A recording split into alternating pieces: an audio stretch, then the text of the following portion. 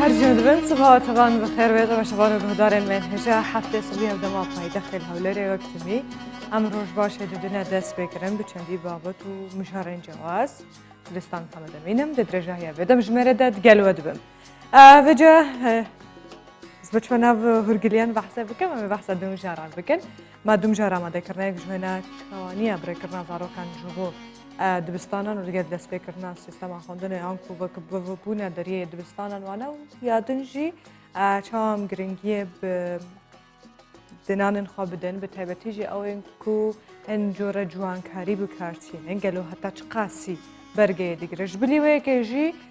کورتنوچه کما آماده کو همونوچه جیهانی و کردستانی تدهه اما به هفدوره بدن دست بکرن کرم کن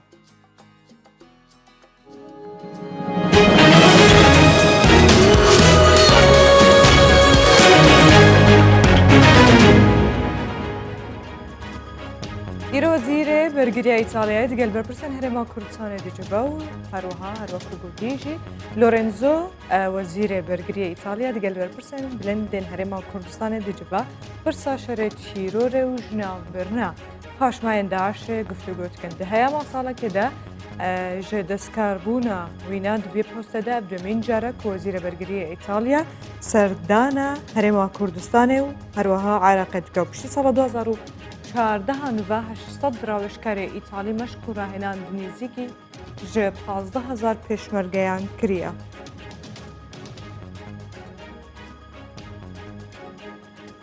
جبر کتنا خواره موشک که جنزیکی فروکخانه بغداد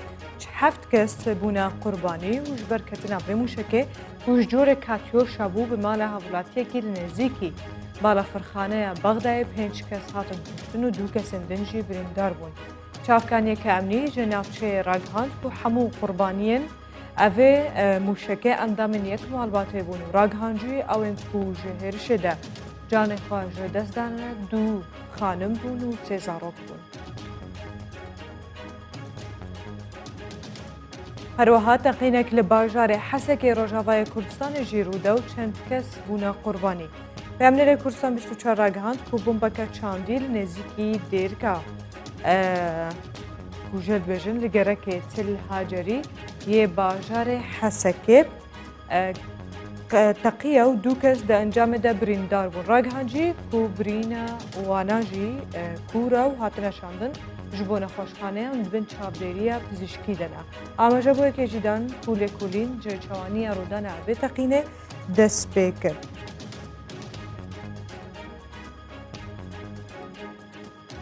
ایران انجمن آسایش درباره جنگ و شر ناوبر ارمنیا و آذربایجان دیجیو هر لگورکواتی راگهاندن لسر داخواز اولاتن اروپا جوینه که به پله درباره پروبلم نافچه قرباغ و هروها شر ناوبر ارمنیا و آذربایجان ده انجام بده. لگور آماران حتی نها جبر جنگ ناوبر آذربایجان و ارمنیا زیادتر هفته افسر و سربازان و هر دولاته هاتن کشتن.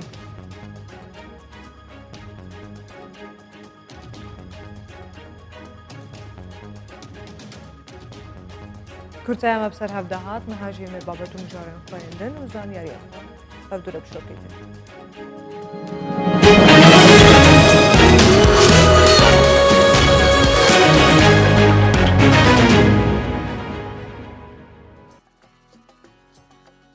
خانوه که دیگل 6 زاروکن خوار اسلیمانیه خوارنگه دانینه جهکی تایبت بخوارنه دانینه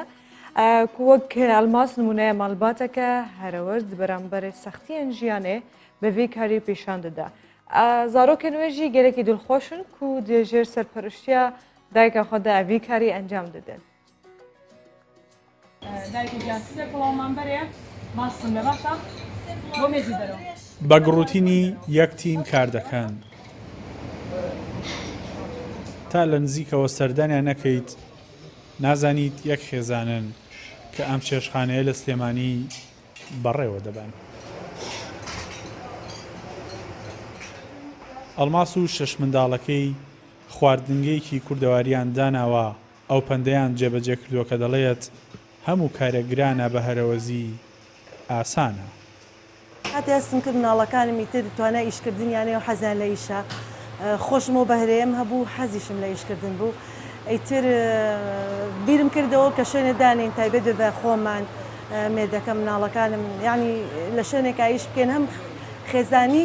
هەم ئایلەیەکی کۆکراوە هەم شتێکی جوان پێشکەشی خەڵەکەین کارکردن تەوان شتێکی جیاوازە خەڵک بە جیاواز دەزانێت پێی خۆشە هەستەکەم خەڵکەیە زیاتر بەوە دڵخۆشەکەی مەیەک ئایلێن یعنی هەست بە دڵسۆزیەکەکەن هەست بە خزمەتێکی جوانترەکەن لەبەرەوەی ئێمە هەمومان چۆن لە ماڵەوە ئیشەکەین لێرە ئیشەکەین زۆرینەی خەڵگەڵێت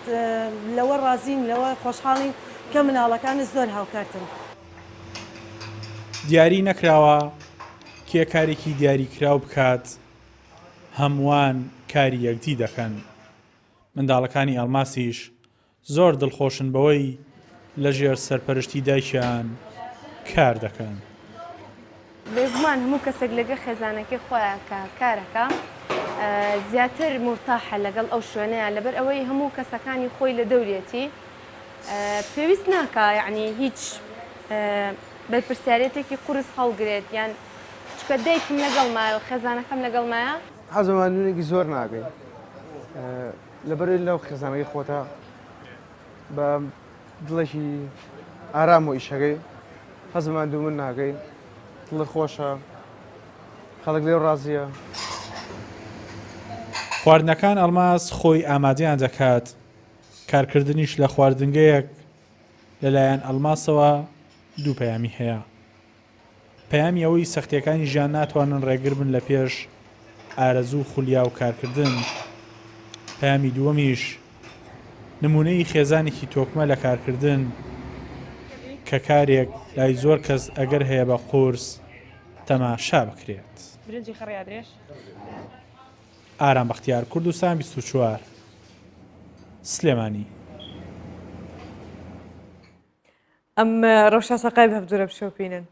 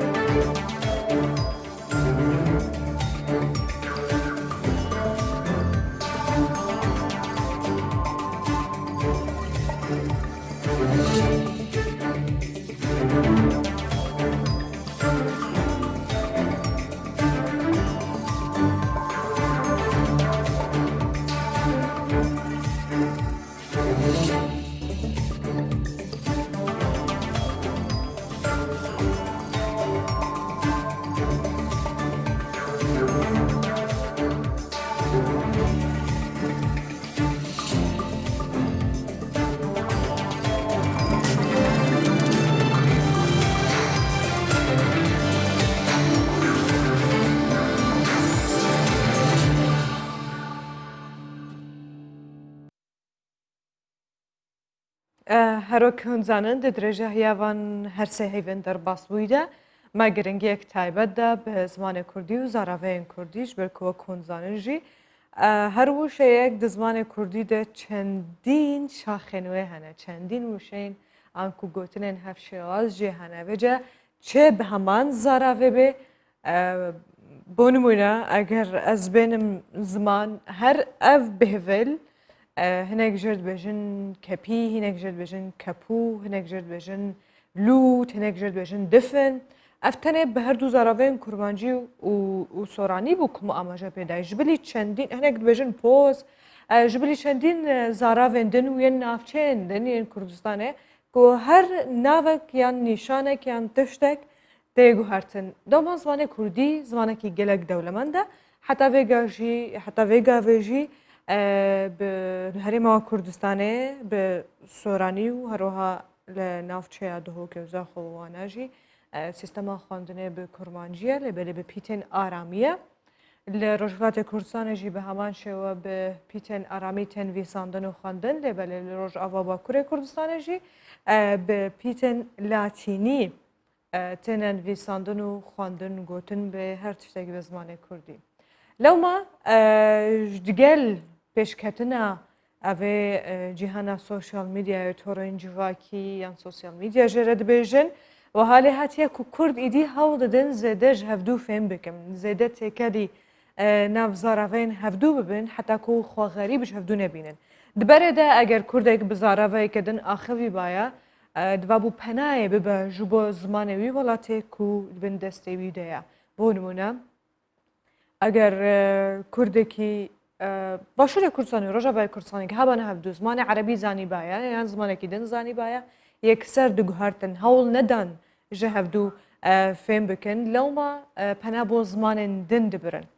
Em jî dixwazin biriya vê programê giringiyeke zêdetir bi zimanê Kurdî bidin em ji hevdû nêzîktir bibin biriya zimanê xwe em zêdetir ji hevdû fêm bikin. Ez hevîdarim ev gotinên kurmancî jî gotî ji bo her kesekî ku bi soranî daxive yan hewramî yan zazakî zelal bê û rûn bê. Vêcekam pênc gotinan wektimî bi hevdû re bişopînin ku bi her çar zaraveyên Kurdî em hazir dikin soranî kurmancî hewramî û zazakî. Em dibêjin bi soranî awirî daye we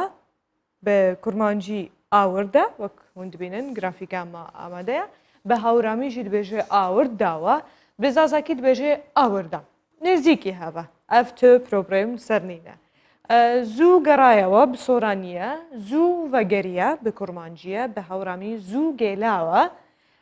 bi zazakî jî lez ageriyo piçekî bîrkirdin fikirkirin jê re dihe soranî ko dekatewe bi kurmancî kom dike nêzîkî hevdû ye hewramî koş kerwe ew jî baş nêzîk e bi zazakî jî dibêje kom keno nêzîkî kom dike nêzîkî kurmanciyê zêdetir divê gotinê de bi soranî dibêje şwênî dekatewe bi kurmancî jê dibêjin cih vedike yan cih çê dike bi hewramî yekîş gîrwa piçekî zehmet e ser ziman lê çend carekî tê bi zazakî dibêje ca akeno bi soranî degerênêtewe bi kurmancî vedigerîne bi hewramî gêlwa bi zazakî jî agên riyeno. Ev bûn her pênc wişeyên ku me amade kiribûn bi her çar zaravên Kurdî yên serekî ku hejmara herî zêde bi Kurdan bi van zaravan de axivin vêce gel hevkarên xwe em dest pê dikin gera xwe bi peyamnêrên Kurdistan 24 re bizanbin li bajar û bajarokên Kurdistanê rewş çawa ye ji xwe germiyan yek ji wan navçeyên ku navskiriye yanî her li ser navê xwe ye germiyan yanî germ herêm cav wê digelme bê herêm roj baş rewşa te çawa ye hîn jî germa germiyan hîn germa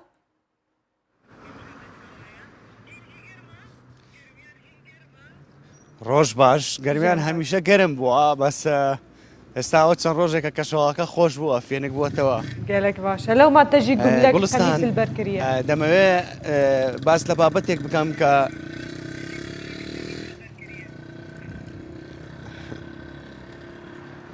بەڵێ گوڵستان دەمەوێت باس لە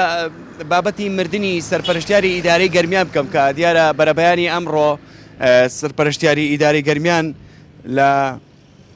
نەخۆشخانەی ئەنوەر شێخە لە شاری سلێمانی دوای 25 ڕۆژمانەوەی کە تووشی ڤایرۆسی کۆرۆنا بوو ئەویش دوا بە دوایەوەی چەند ڕۆژێک دەستی لە پۆستەکەی پۆستی سەرپەرشتیاری ئیدارەی گەرمیان هەڵگرت بوو تووشی نەخۆشی کۆرۆنا بوو و دواتر بەرەبەیانی ئەمڕۆ گیانی لەدەستدا ناوبراو لە ساڵی 2010 سەلاح کێخا کە سەرپەرشتیاری ئیدارەی گەرمی پۆستی سەرپەرشتیاری ئیدارەی گەرمیانی وەرگرت و لە تاوەکو نزیکەی مانگێک پێش ئێستاژماتە 9 ساڵ و 7 مانگ سەرپەرشتیاری ئیدارەی گەرمیان بوو دوایەوەی کە داوای خانەنشینی کرد داوای ئەوەی کرد لە پۆستەکەی بیبەخشن و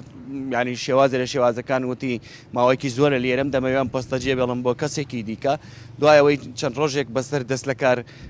کێشانەوەی لە پۆستەکەی و خستنە شوێنی ئەو کە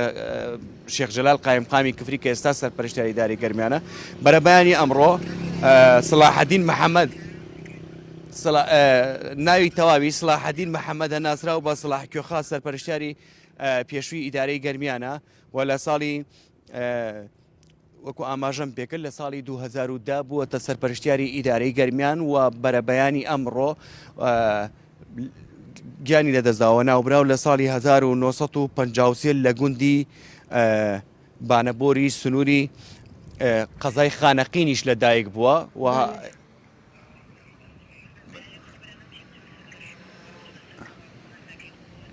بەێ گوڵباخ ئەوە خەبەری مردنی سەرپەرشتیاری ئیدارەی گەرمیان بوو بەڵێ بەێ هەرم ئەسپاسیەتەتکم بەڵە گوڵستان کو تدیێر من بووی vês bihê bêviya rojeke xweş û pirbir hemşer dixwazim gulbax saet heştê digelte bê saet hefte Gulistan digelte ye gelek spas hevkarê min herêm cav ku ji nava germiyanê tu digel min bûyî سپاس بێجا ئەم بەحسا ئیسپانیایە بکەین ئیسپانیایەک ژوان وڵاتێن هەری خۆشە بەتابەتی بەرشەلۆنە مەدرێجی خۆشە ئەم ناکەش بۆ خاترەوە دەرێنترین چێشتخانان و خواردنگەها جیهانێت بەرامبەر کۆرۆنادا هەوڵامانێ دەدا ئەف چێشتخانە لە باژاری مەدریدا کو تەمەنەوێنان نزیکی 300 ساڵە وژبەر ڤایرۆسا کۆرۆنایە هەرشەیە داخستنەیەک جاری لەسەر هەیە کام ببینن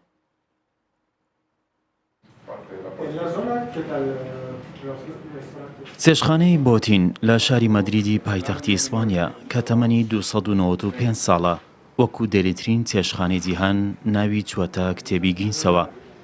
بە درێژایی تەمەنی چێشخانەکە دەرگای بەکراوەی ماوەتەوە بەڵام ڤایرۆسی کۆرۆنا خاوەنەکانی ناچار بەداخستنی دەرگاکە کردووە ئەم چێشخانەیە تەنانەت لە کاتی شەڕی ناوخۆی ئیسپانیاش بەکراوەی ماوەتەوە و باپیرم لێرە بەردەوام بۆ لە کارکردن بەڵام لە چوارچەوەی ئەو ڕێوشوێنانەی دژ بە پەتای کۆرۆنا ژیراونەبەر لە 14 ئادار تا 23 حەزیران چێشخانەکەمان داخست. بەهۆی بڵاوبوونەوەی ڤایرۆسی کۆرۆنا ئەم چێشخانەیە با ڕەوشێکی سەختدا تێپەڕ دەبێت و ڕوبەڕووی زەرەر و زیانێکی زۆر بووەتەوە تا ئێستا لە سەرتاسەری ئیسپانیا بەهۆی ڤایرۆسی کۆرۆناوە زیاتر لە 40,000 چێشتخانە مایە پووز بوون و داخراون. لە کاتی ئاساییدا ڕۆژانە 600 میلیۆنمان هەبوو بەڵام ئێستا کەم بۆتەوە بۆ 6 میوان بەم هۆیەوە ماگانە 50 تا 6 بەم هۆیە ماگانە 50 تا 6 هزار یۆرۆ زەرەر دەکەین وا بڕات ساڵێک تا 2 ساڵی دیکە بتوانین بەرگە بگرین. لە ئیسپانیا مرۆڤەکان جیا لەوەی هەوڵی بەرگریکردن لە گیانی خۆیان دەدەن بەرامبەر بە کۆرۆنا لە پێناو پاراستنی نازناوی دێرنترین چێشخانەی جیهانیش بە هەموو هەوڵێکیانەوە هەوڵی مانەوە دەدەن. کللتورێ دیوار نەخشاندنێ لە ئەوروپا دڤەگەرەش بۆ ساڵێن هەشتایان و بتایبەتی ێژە سەدەیە دەرباس بووی هونەرە نەخشاندنە لەسەر دیواران ئەس باوتکەم ژێر بێژن گرافیتی هونەرەکە تایبەتە و دبە بە مۆڵەتە شارەوانیە شارەداریە بەیانی چێنابێ هەر کەسێکش بەرخۆڤە بچێ لەسەر دیواران بنەخشێنە ڕخسەتە وەربگرە بچێ چێ بکە لێتمی کەسن هەناک و پابندی یاسای نابن چەند هونەرمەندێک لە بروکسی لە پایتەختە بەلجیکە ڕێگە پێدراون بێژن موافقە ستاندنە حتاکو چەندین دیواران بنەخشێنون و تایبەت بۆ کوردستان 24 بەحسا کارن خۆتکن.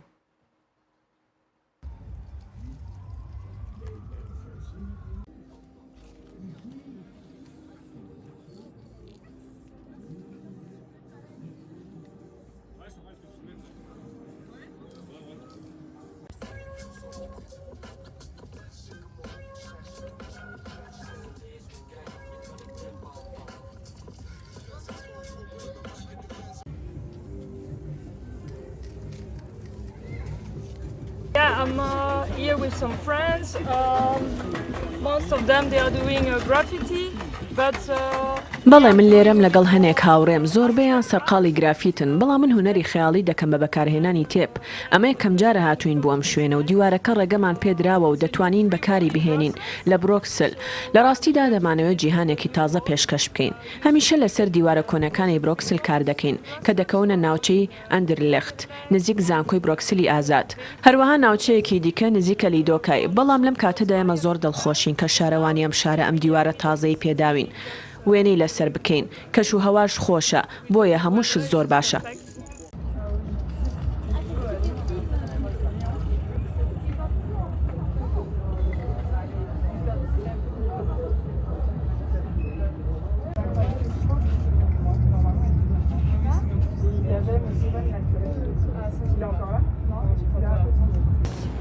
Ma fille et moi depuis toujours, depuis qu'elle est toute petite. کچەکەم و خۆم لەو کاتەوەی ئەو بچووک بوو هەمیشە سەردانی ئەو شوێنانەمانە کرد لە برۆکسل کە وێنەیان لەسەر دیوارەکانە کرد هەندێک جاریش لە فەڕەنسا سەیرمانە کرد زۆر جوانن لەگەڵ هوەری گرافیت ئێمە هەردووکمان کەمێک چاومان کرایەوە بۆ ئەو جۆرە کارانە گەڕین و ئەمڕۆ سەردانی پێشەنگایەکمان کرد لە برۆکسل و دواتر بە ڕێکەوت ئەومان بینی وەکو هەمیشە حەزی لێ دەکەین لێرە دەتوانی هەموو جۆرەکانی هوەری وێنەکێشان لەسەر دیوار ببینیت و بەڕاستی زۆر سەرفتوڕهێنەرە هەموو جۆرەکانیش بەڕاستی جوانن.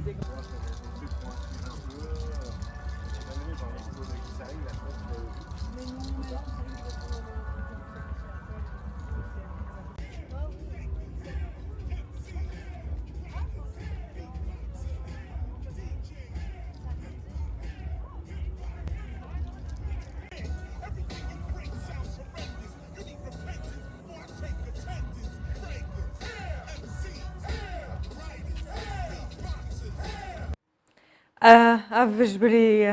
نەخشاندنان سەر دیواران بەحسە ڕۆماتیزم بکەن کوێک جوان نەخۆشیێن دیە و کۆمەلگەها ئەڵمانیش بۆ نەخۆشیە ڕۆماتیزم ئاشکرا کردە ڕۆماتیزم نەخۆشیەکە و ژبەر هەوکردنە ماسوولکەیان و جونگەیان دروست دبە و هەروەها ئەگەر هەیە و هەوکردنەکە بگەها ئاستێ داخورانە ئێسکانیانژی ژێ ناوچوونە هەستوێن مرۆڤن ئەمەژە بۆ یەکێژدا کوپرانیە دەم ڕۆماتیزم نەخۆشیێن دن وەکیان دەرونی و دل و نەخۆشیێن سیان گەلخواتینە لەوما دەبات دەمە وەرگرتنە چارەسەریش بۆ ڕۆماتیزم بەرچاوی هەموو نەخۆشیێن دنجی بێگرتن.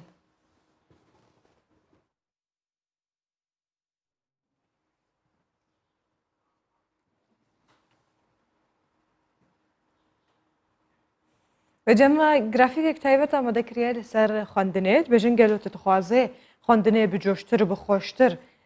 بکێ و لەگۆر لێکۆلینە کەنوویە زانستی کوژالیە زانایەن زانینگەها یۆن شۆبینکی یا سوێدی هاتی ئەنجامدان دەرکەتێک و هەر دەمەکە هەست بە بێتاقەتی و تەمبەڵیە کرد دەدەما خوێندنێدا ئەوە بۆ هەیەمە دوو خولەکان ڕاهێنانەوە وەرزشی ئەنجام بدە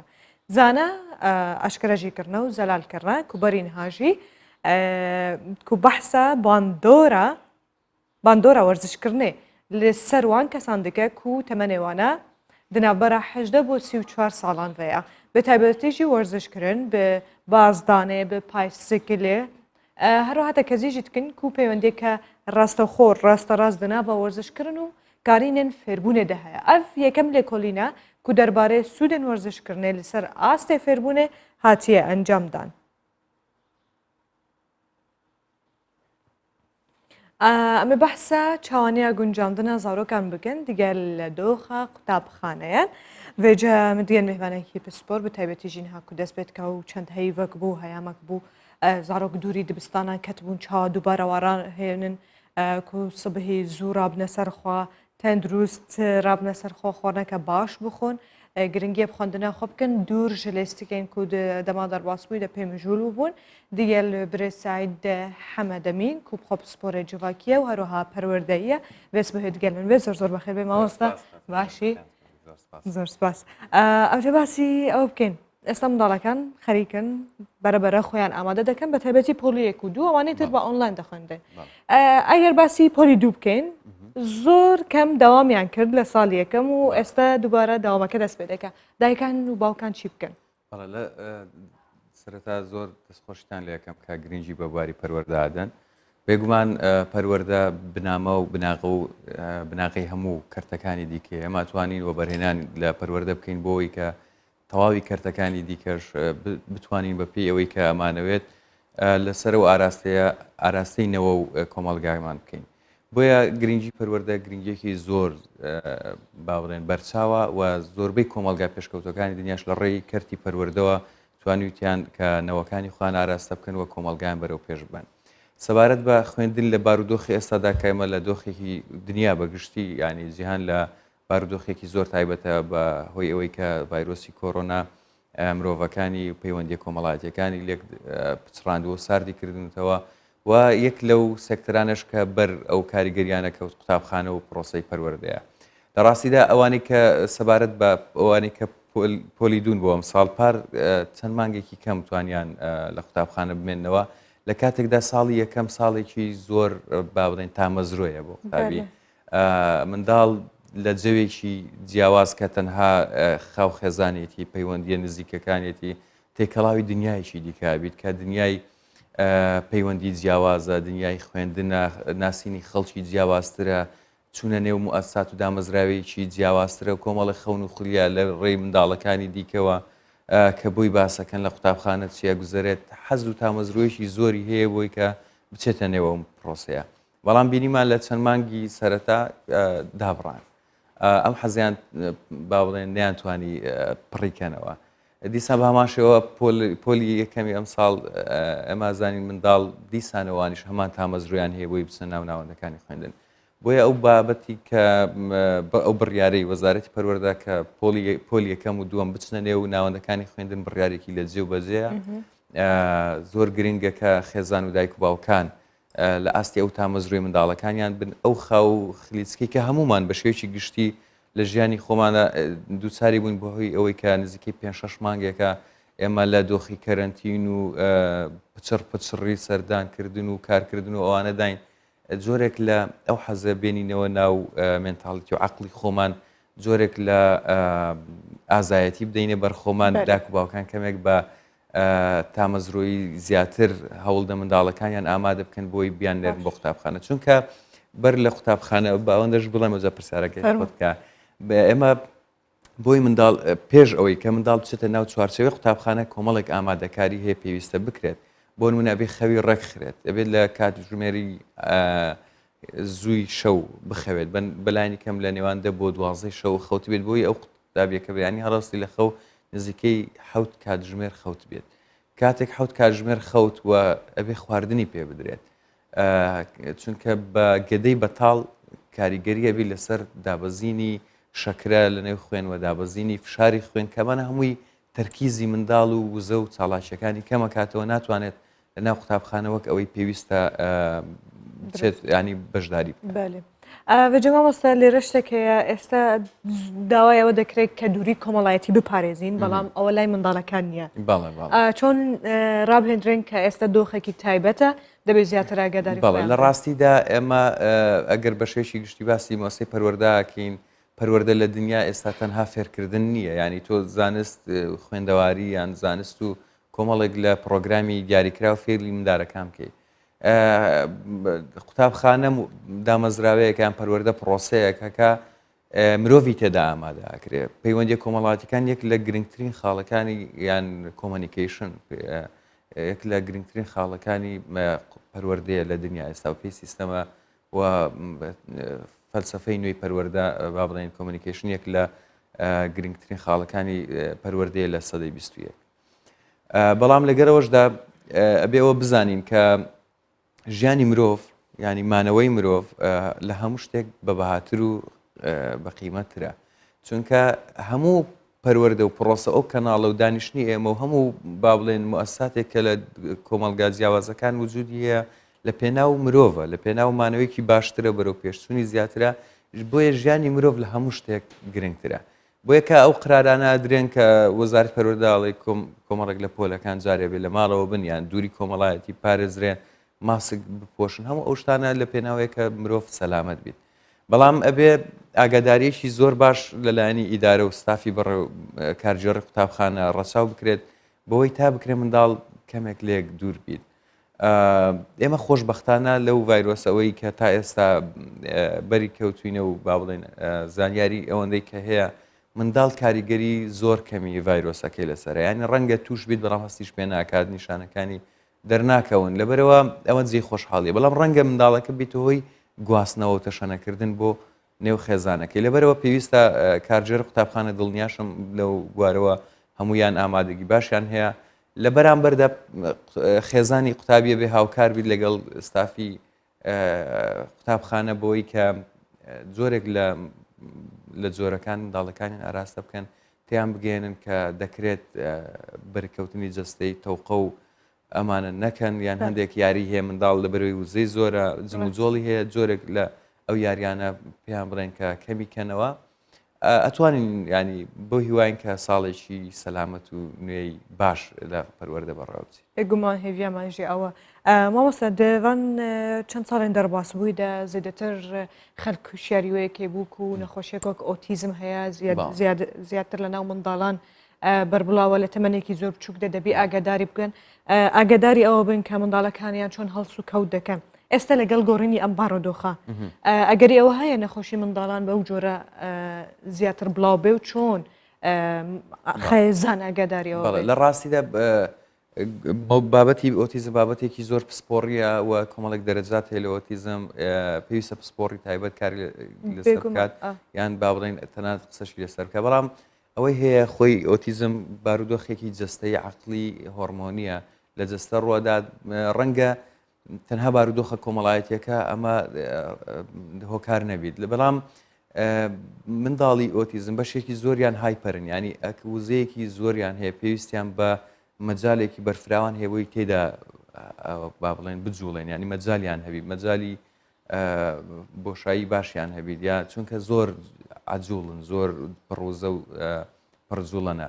لەبەرەوە قوتابخانە بووان زۆر جار خێزانەکان یەک لەو شوێنانێک کە پەنای بۆ بن بۆی کەمێک هەندێک جار ئیسراحەت بکەن هەندێک جار بۆی تێیدا بمێنەوە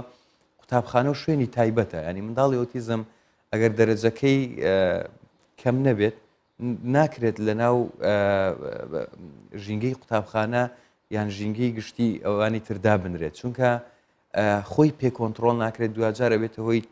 شێواندنی ژینگە و بارودۆخی خوێندن و پەروەردەی ئەوانی تریش یعنی هەندێک وە تەنانەت ئۆتیزم پێویستی بە ڕاهاتن و ڕاهێنانی مامۆسای تایبەتە وەزارەتی پەروەردە پێشتر ساڵانی پێشتر کاری زۆری لەسەرەوە کردووە کە بەشێک لە سەرپەرشتیاران و مامۆستایانی پەروەردەی تایبەت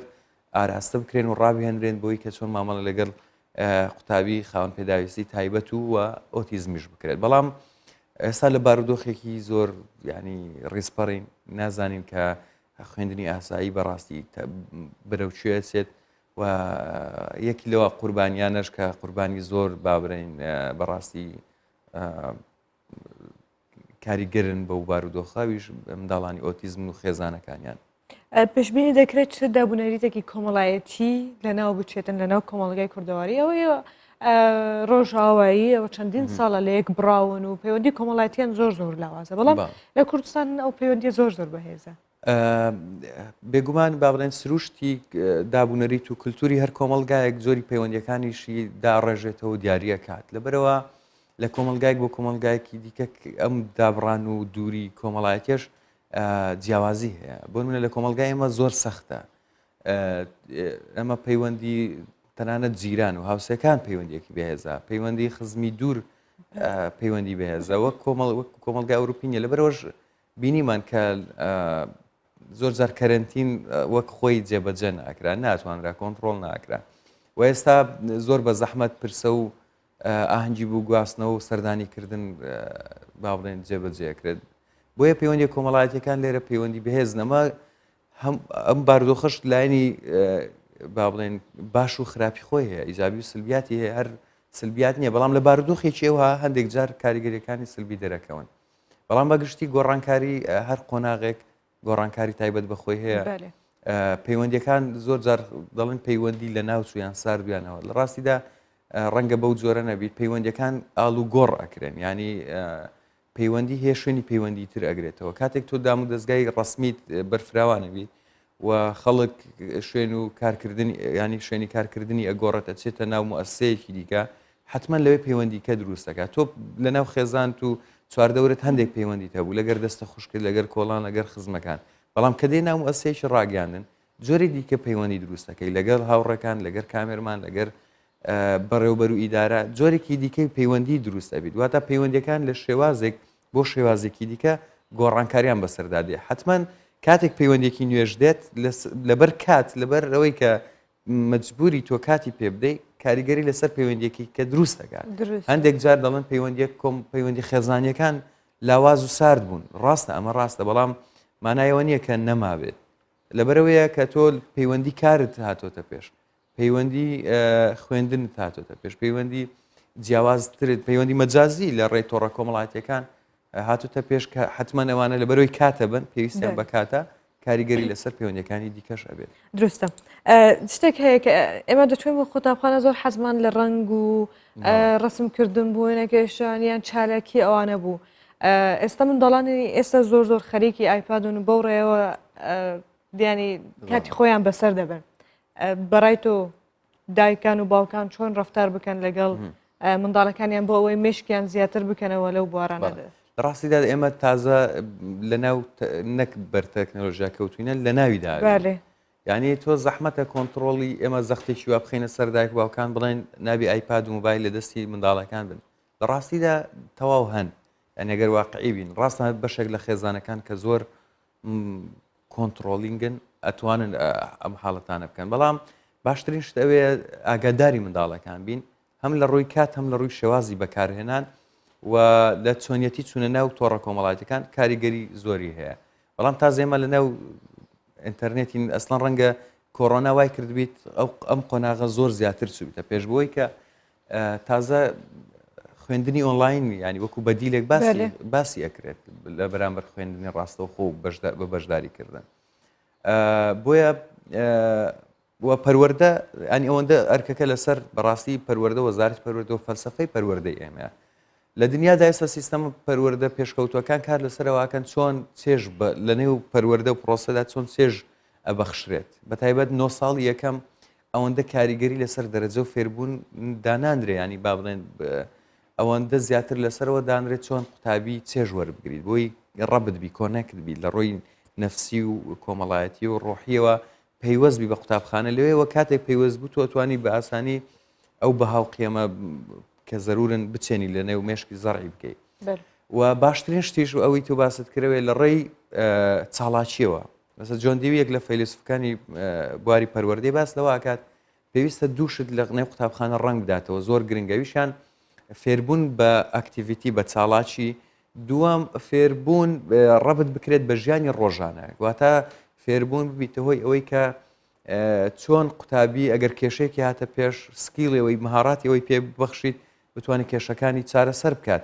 بە مانایەکی دیکە پێویستە ئەوەی کە لە ژیانی ڕۆژانەی دەرەوەی قوتابخانە گوزەرێ لە نێو قوتابخانە منداڵەکە ئامادە بکرێت بۆی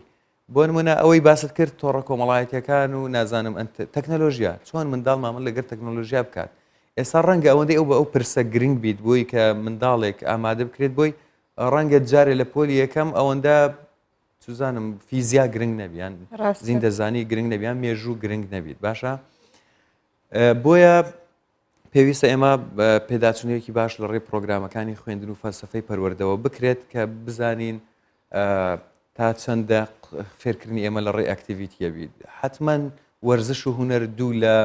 دوو ڕەهەند و لاینی زۆر جیاوازی پرچێژن کە مرۆڤ ئەتوانێت ئاسانتر لە نەست و لاشعوریدا شتەکان جێگیر بکرێن و لە کردەکانیدا ڕەنگ بداتەوە پێویستە بەڕاستی ئەم دوو ڕادێک لەبەر چاو بگیرن. هەندێک قوتابخانە هەیە کە هەموو وانەکان بە پراکتیکی بە منداڵەکان دەدەن ئەوەم زۆر بەدڵ بوو دایکان و باوکان ئارازوی ئەوە دەکەن ئەوانەی کە دەزانن لێتر دەبی حدێک دابنڕێ سینۆرێک دابنڕێ بۆ منداڵەکان بەوەی زیاتر نەچنە ناو تەکنۆلۆژیە چونکو لە بە پێلێکۆڵینەوەی کە دەرکەوت بوو کە ڕێژەی قەڵەویش زیاتر دەبێت لە ناو منداڵان بەهۆی ئەوەی کە کاتی زۆر لەسەر ئامورە ئەلکترۆنیەکان بەڕێوە دەبن بەڵام لێرە پرسیارێکمدا بوو سەبارەت بە کۆمەلگای کوردی چێ لێکۆڵینەوەیەکتان هەیە چه بەراوردێکتان هەیە لەگەڵ ساڵانی ڕابردوو چۆن ئیش لەسەرەوە دەکەن بۆ ئەوەی دیراسی بکەن هەمیشە لە ڕاستیدا دیراسەیەک لە شتێک زۆر گرنگەکانی بناغی گۆڕانکاری و بەرەوپێشچوونی هەر بەر کردێکە ئەمە گرنگە ئێمە لە کوردستان ڕاستی ینی لە ڕووی توێژینەوە هەندێک جار هەژارین ینی ئەتوانی وا بڵێن موەسساتەکانمان لە ڕووی توێژینەوە هێشتا ماویانە بەڕاستی پێ بگەن و دڵنیام تێگەیشتن لەوەی گرنگە بەڵام تێگەیشتن بەس نییە پێویستە کاریشی لەسەر بکرێت لە دنیادا توانین ینی پرۆسی پەروەەردە زۆر جەمەسایمە من توێژینەوە لەسەر وازهێنان لە خوێندن کردووە لە زۆر لە هۆکارەکان هاوشێوەیە لەگەر کۆمەلگا نێودەوڵەتیەکان و لە کاریگەریەکانیش هاوشێوەیە ڕەنگە هەندێک هۆکار بەپێی بارودۆخی کللتوری و کۆمەلگایی و دابنەریتوانە جیاوازی بێگومان هەیە بەڵام لە زۆر لە کاریگەریەکان یەکشتە بۆیە کاتێک باسی واکەن زۆر دانیشتنی مرۆڤ بەگشتی واتە خەزمکردنی ئەو وزەی کە وەری گرتووە لە خواردنەوە شتە کەواتەوە کۆبیتۆ بێتە چەوری و لە ناو جستە ئەمینێتەوە واتە چۆن کێش زیادی لە ئەمریکا کاریگەرە بەو دۆخەی ئێستا هەیە بە هەمان شێوە لێرەش هەروایە جا ئێمە هەندێک جار پەیوەندی کۆڵان منداڵ چونکە کۆڵان یەکێکە لەو شوێنانەی کە پێگیانی کۆمەڵایەتی تێدا ڕوودەدا گروپی هاوڕێیان ئەو جوڵەی کە ئێمە لە نێو خێزانەکانی کۆمەڵگەی کوردی منداڵ لە کۆڵانە جوولێتەوە یاریە کات کەمێک ینی ئەو وزەیە سەرفەکات ڕەنگە لە کۆمەلگایەکی ئەمریکی منداڵ ڕێ پێ نەدرێ بچێتە کۆڵانەوە بێگومان بارودۆخە ئەو بەو شێوەیە بۆیە بەجددی وایە ینی ئەمە قەڵەوی یان هەندێک جار لاوازبوونی ئاستی بینین و هاندڕایتینگ نووسینی دەست کە یەک لە کێشە گرنگ ینی یەک لە کێشە گەورەکانی دنیاە بە حکمەوەی ئێمە هەمومان تایپەکەی لە ڕێی کیبۆرد نووسینی دەستی هەم خەت زۆر ناخۆش هەندێک جارەوە منداڵ فێریش نابێت ئەمە پێویستە بابەتەکەمان دەست بەرەوەی لەسەر قوتابخانە ساڵی یەکەمیشە پێویستە کۆمەڵک تەکنیکی باشوە لە ڕێی فەن و خۆشی منداڵ بێتەوە نێوەوەی کە چۆن دەستی بەکاردێنێت بنووسی چونکە چۆن ئێمە زۆر جارەڵێن کە خوێندنەوە لە ڕێی شاشە و PDF و ئەمانە چێژی بە قەدەرەوە نیە تۆ کتێبێک بگریە دەست و دانیشی بخوێنیەوە بێگومان نووسینی دەستیش چێژی تایبەتی خۆی زیاتری هەیە لەوەی کە ئێمە بە کیبۆرد و بە ئامێرە تەکنۆلۆژیەکان ئەینووسین واتە ئەمەوێ بڵێم کە ئەوانەی باست کرد کۆمەڵک دیاردە هەیە لە ئەگەر بێت و خێزانەکان کۆنتترۆڵێکی باشیان لەسەر منداڵەکانیان نەبی بێگومان هەم لە ڕووی جەستەیی و تەندروستی هەم لە ڕووی عقلی و پێگەیشتن ئەوانە کاریگەری زۆریانەکەوێت مامۆستا پرسیارم ئەوەیە دایکان و باوکان بە چه زمانێک لەگەڵ منداڵەکانی خۆیان قسە بکەن بە چ شێوازێک شێوازی ناتەندروست هەیە کە بە زۆریە بە لەوانەیە هەندێک جار بگاتە لێدانیشکاوە گەورەترین تاوانە بەرامبەر بە منداڵ تو چێ ڕاوێژێک شیرەتێکتە هەیە بۆوان تون و تیژی بەرامبەر منداڵ ینی من هەر بە ڕستێکی زۆر کورت باس لە کاریگەریەکەیەکەم منداڵ تاکە پشت و پەنای دایک و باوکە ینی منداڵ هەر کاتێک دووچاری یان هەڕەشەیەکی دێتە پێش پشت و پەنای دایک و باوکە ئەوێت بەرگری لێ بکە بۆیە کاتێک ئەو پشتگیریە پشتیوانەکە دەبێت سەرچاوی هەڕەشە بۆت بەدەیان قات زیاتر کاریگەری نەفسی و جەستەیی و عقلی ڕۆحی لەسەر منداڵەکە دروستەکات بۆ منە منداڵەکەم ئێوێ من خۆشەویستی پێ بدەم خۆشەویستی ڕاب پەیوەستە بە من ئێوێ من ژیانی بۆ دابین کەم ئێوێ ئەگەر هەڕەشەیەکی هاتە سەر من بەرگری لێ بکەم بەڵام لە کاتێک کەم نەبمە سەرچاوی هەڕەشە بووی تونوتیژی بەرامبەرەکەی بێگومان دا ئەوەندە زیاتر کاریگەری ئەکەوێتە سەر بەلایانی خراپ ئەکەوێتە سەر ئەو لایەنانەی باسم کرد لە ڕووی جەستەی و عقلی نەفسی و هەموو ڕاهەندەکانی دیکە و ئەبێ وەربزانین ینی منداڵ زۆر ئاسان لە شتەکان تێگا و ئەیناسیتەوە لەیەکیان جیاواز دەکات چونکە ئەو مێشکی مەشغوڵ نەبوو هێشتا خانەکانی بەڵێ پاکە بێگومان ینی شتەکان ناسێتەوە ئەنی منداڵ ئەگەر تو شتێکی قسەیەکی ناخۆشی بە پێکردن پێ بڵێ ئەو ئەزانیت تۆ مەبەستت چییە تێگا ناسێتەوە بۆیە بەڕاستی خێزان زۆر گرنگە کە بە شێوازێکی نەرم لەسەرخۆ ینی بە گفتوگۆ منداڵەکەی تێبگەینیت کە پێویستە چ کاتێک بخەویت پێویستە چۆن بچێتە قوتابخانە چۆن دەم و ددانی بشوە چۆن لە خەو هەستێت و خواردن بخوات منداڵ تێگات و لە هەمووی گرنگتر ئەوەیە ئەگەر ئێمە ئەمانوێ منداڵ شتێک تەرک بکات یان شتێک بکات بۆ من ئەمانوێ ئایپاد کەم بەکاربینێت بەڵام ددانی بشوە ئەبێت لە ڕێی کردار پێی بڵێن نەک هەر بە قسە ئێمە هەر پێی بڵێن و پێی بڵێن ئەوانە ئەو دوتیژی هەر هیچ یانیەوە زۆر کارە ساتە بەڵامە بێ من لە بەردەم ئەو مۆبایلەکەم داخەم داینێم ئەو جا بۆ بڵێم من خۆ مۆبایل بەکار بێنم و بڵێم تۆ ئایپاد بەکارمێنێت بۆ چاوت خراپە ناکرێت منداڵەوە ئەناسێتەوە ئەو کردە وەرەگرێت و کاتێک من خۆم ددانم نەشۆم یەکسەر بچم بخەوم بەو بڕم کاکە دانت بشۆ ئەو جا بڕۆ قوتابخانەیان بخەوە بێگومان وەرناگرێت یەک لە کێشەکانی مە ئەوەیە لەگەر منداڵەکانمان کە کردەکانمان جیاوازە لەگەر قسەکردنمان بۆیە منداڵ زۆر زیرەکە خۆی مێشکێکی ساف و فترەکێکی پاکیەیە ئەناسێتەوە بەڵێ لە کردارت فێرەبی ئەگەر بەجددی ئەتەوێ منداڵەکە چۆن بی بە کردار ئەوەی لە پێشەنجام بدە ئەو وەرئەگرێت و ئەمە جێبەجێەکە مامۆستا سعید حەمەدەمین زۆر سپاس بۆ دەمێتە